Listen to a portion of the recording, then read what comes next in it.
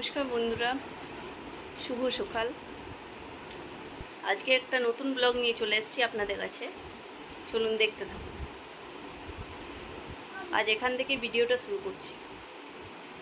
এরকম বিছানা রেডি করে নিচ্ছি। চাদরটা পেতে নিই।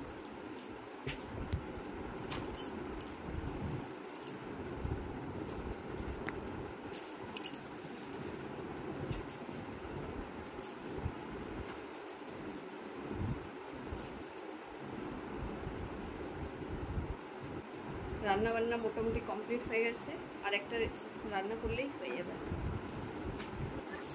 চলুন চাদরটা পেতে নিই। এই দেখুন, আমার মেয়ে বিছানায় চাদর পাততে হেল্প করছে।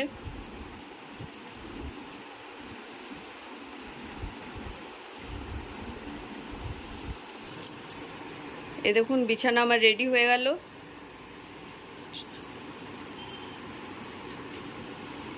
বলতে বলতে আপনাদের বলাই হয়নি, আমি আরেকটা নতুন রেসিপি আপনাদের সাথে শেয়ার করব বলেছিলাম, ওই লাউয়ের খোসা ভাজা।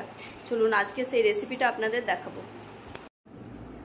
এই দেখুন বন্ধুরা, লাউয়ের খোসাগুলো ছাড়িয়ে রাখা আছে এখানে। এগুলো আমি কেটে নিই, চলুন দেখতে থাকুন।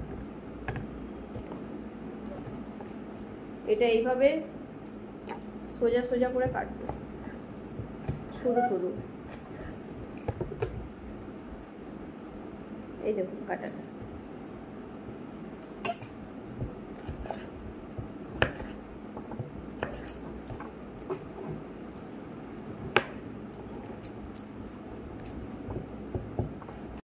লাউয়ের খোসাগুলো কেটে নিয়েছি। চলুন এটা এবার ভালো করে জলে ধুয়ে নিই।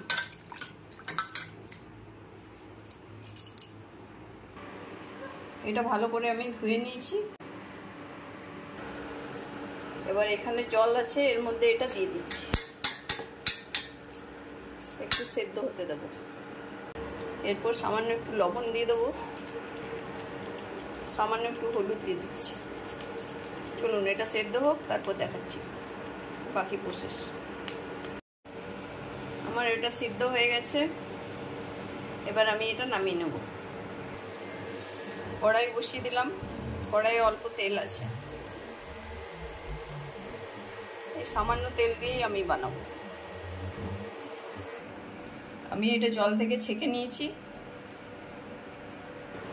এবারে আমি এই তেলে একটু সামান্য কালো জিরা দিয়ে দেবো।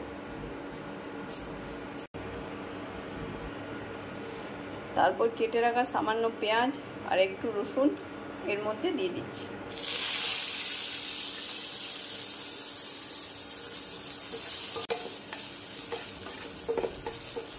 এই রসুন পেঁয়াজটাকে একটু ভেজে নেব।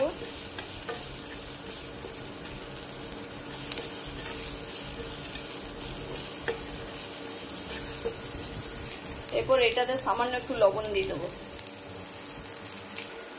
এরপর আমি ছেঁকে রাখা লাউয়ের খোসাটা দিয়ে দিই এর মধ্যে।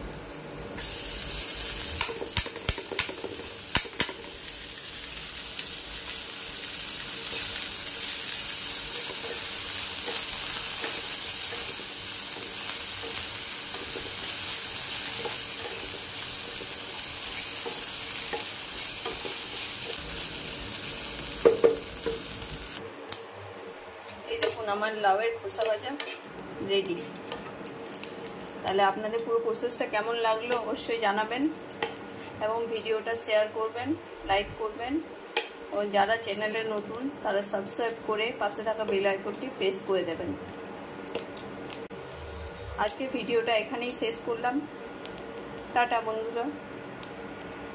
আপনারাও বানিয়ে জানাবেন কেমন হয়েছে খেতে।